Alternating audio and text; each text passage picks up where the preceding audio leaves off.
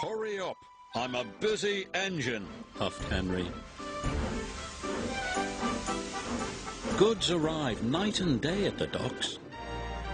Sometimes Henry and the other engines work so hard that their axles ache.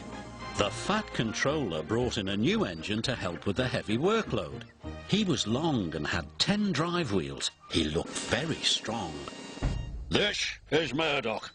He's going to be pulling freight on the main line. Ahoy, Murdoch! Shouted Salty. Welcome, Murdoch, called Harvey. You're the biggest engine I've ever seen, cried Thomas. You're a chatty lot, Murdoch said quietly. Soon Murdoch was coupled to a long, long line of heavy trucks. His boiler strained, his wheels started to turn, and the mighty engine chuffed away. Murdoch longed for some peace and quiet. But everywhere he went it was noisy and crowded. At the end of the day, Murdoch was looking forward to a good night's rest. But Salty and Harvey were full of questions. What's the longest train you've ever pulled? Have you worked Marseille?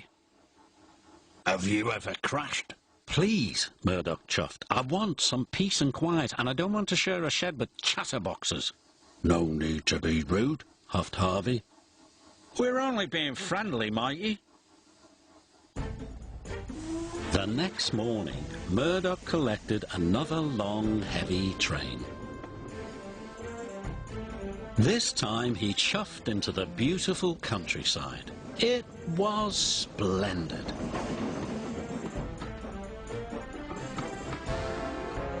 At last he had some peace and quiet.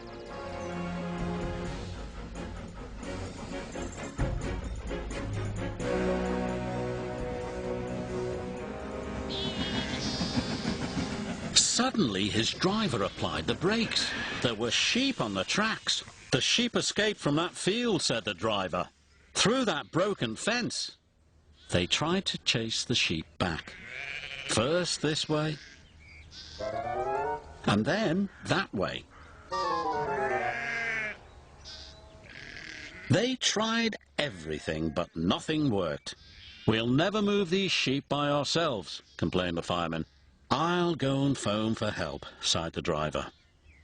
Murdoch was very unhappy. The noisy sheep were spoiling his peace and quiet.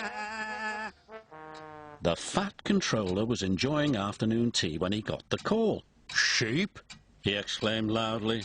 I'll send Toby with the farmer immediately. The sheep were becoming noisier and noisier. Please stop, groaned Murdoch. I'd rather be back with the chatterbox engines. Just then, Toby chuffed into view. Toby, exclaimed Murdoch, we're certainly glad to see you. Before long, the farmer and his dog went to work. And the sheep were soon safely back in their field. And Murdoch was on his way again.